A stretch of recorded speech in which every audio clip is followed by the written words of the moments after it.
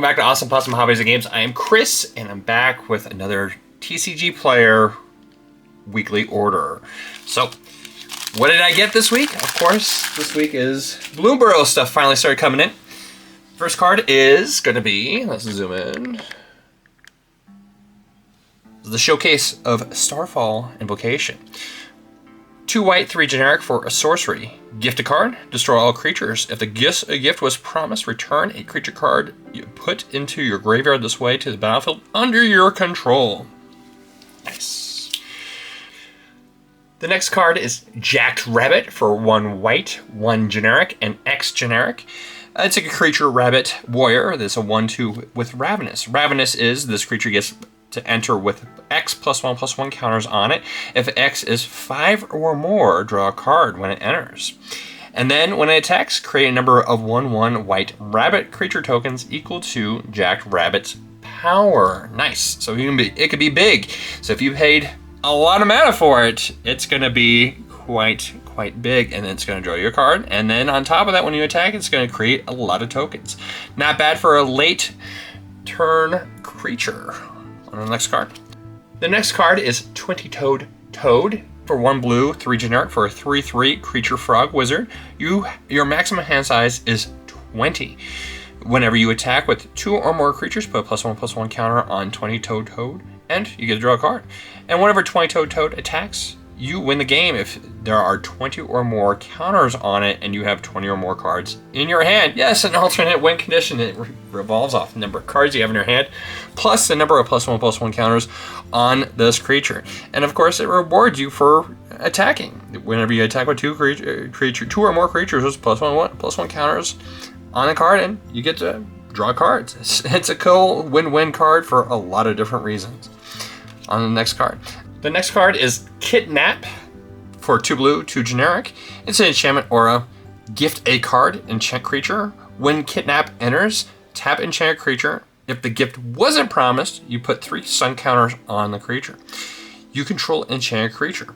I thought this might be worthwhile to go through and do some testing. I know it's standard legal, but I might be using it for some other control decks.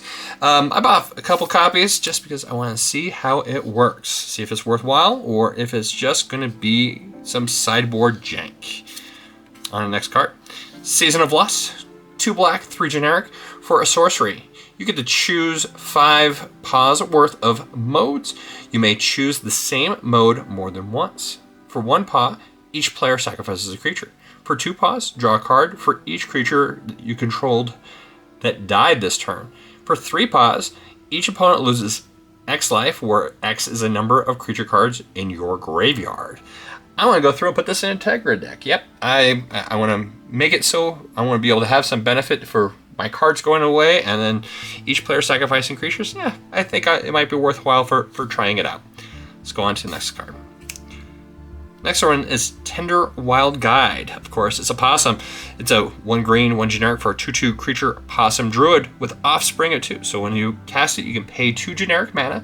When you do, you get to create when it enters, you get to create a 1/1 token that's a copy of this guy. And then this card also taps to produce 1 mana of any color, and also put a +1/+1 counter on this creature. So it's a good mana source, good mana dork. And then at the end of your opponent's turn, if it didn't attack or didn't block, or if it just happens to be untapped for some reason, you can tap it to make it bigger. And there's other times that you want to do that, but I always like doing it then in my opponent's turn if nothing is happening. I bought a few copies of that too, just because I want to put it in a couple different decks, because the Awesome Possum likes the Awesome Possum. On the next card, Trail Tracker Scout for 1 green, 1 generic. It's a creature. It's a 1/3 raccoon scout. Taps to produce 1 mana of any color. And whenever you expend 8, return up to 1 target permanent card from your graveyard to your hand. So it's a living body that makes it so if you spent 8 mana on spells, yes, it can't be just 8 mana on things that are in play, it has to be on spells. You can return 1 target permanent card from your graveyard to your hand.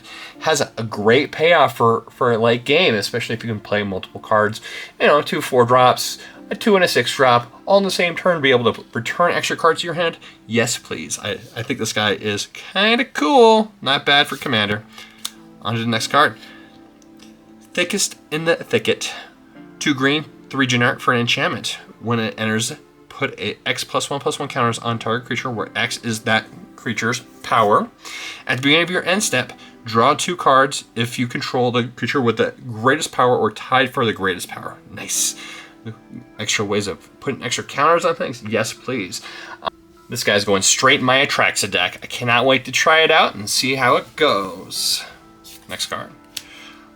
Bloodroot Apothecary. 1 green, 2 generic for a 3/3 creature squirrel druid. Has Toxic too, so when it attacks and does damage, it's going to do, in addition to its damage, it's also going to do 2 poison counters. And when it enters, you and target opponent each create a treasure token. Whenever an opponent sacrifices a non-creature token, that player gets 2 poison counters, whether it be a treasure token, a blood token, or any other non-creature token. It's going to make it go through and give them some poison counters. So those food decks, yeah, I know there's not a lot of them out there, but it's going to penalize them big time. Let's go on to the next card. Calamity of Cinders. 2 red, 5 generic for sorcery. Calamity of Cinders deals 6 damage to each untapped creature. Well, you know, that's kind of expensive, but it also has Convoke. Convoke allows you to be able to tap creatures to be able to reduce the cast or produce mana to be able to make any creature pretty much into a mana dork of the respected color. So if you have 7 creatures in play and 2 of them are red, you can just go ahead and tap all 7 creatures, do 6 damage to the rest of the creatures that are in play that are untapped. Yep, this has a lot of potential of doing a lot of damage.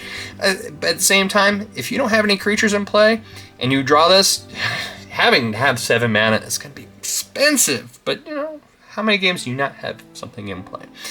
And it's kind of a one-sided board wipe. I think it might be worthwhile to go ahead and test out a few different decks. On the next one. This is a great reprint. I love me some borderless cards, as you notice. For a blue, a black, it's a 1/1 artifact creature bird. Has flying, death touch, and of course this is the mighty Belfer Strix. You get to draw a card when it enters. Love that new wording, and it's got some cool artwork. On to the next card.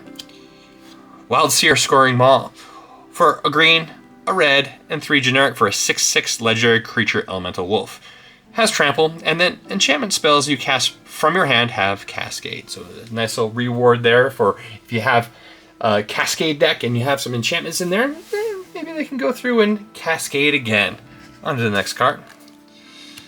Kaikar, Wind's Fury, for a red, white, and blue, and 1 generic for a 3/3 legendary creature bird wizard. Flying, and whenever you cast a non-creature spell, create a 1/1 white spirit creature token with flying. Sacrifice a spirit, you get a red mana. It's kind of cool. It's interesting. You know, it rewards you for casting those non-creature spells at the same time. Also, you can sacrifice those tokens as you generate them to be able to produce red mana. Kind of interesting. We'll see if it works or not. I'll try it out in a couple different decks. Last one's Fountain Port. I got this specifically as an upgrade to my Eldrazi deck because this one is just a land. Taps for just colorless mana, which is great. Then you can pay 2 and tap, sacrifice a token, draw a card. 3, tap, pay a life to create a 1/1 blue creature fish creature token. And you can pay 4 and tap, create a treasure token. So, you know, it has a way of generating tokens. If you're not going to go through and spend mana because you drew dead, yeah, at least can go ahead and either make a 1/1 creature token, or you can go through and make treasure tokens and make it so later in the game you're able to buy more stuff. I think overall this is not a bad set for play. I know Bloomburrow's getting some hate right now. I think there's some fun cards, especially for Commander. So check them out. Hope you guys enjoyed this video. Until next time, I hope you have a fantastic week, and remember to keep it rolling. And thank you for watching. If you enjoyed this video, please take the time to like the video and subscribe if you'd like to stay updated. Have a great day and keep them rolling.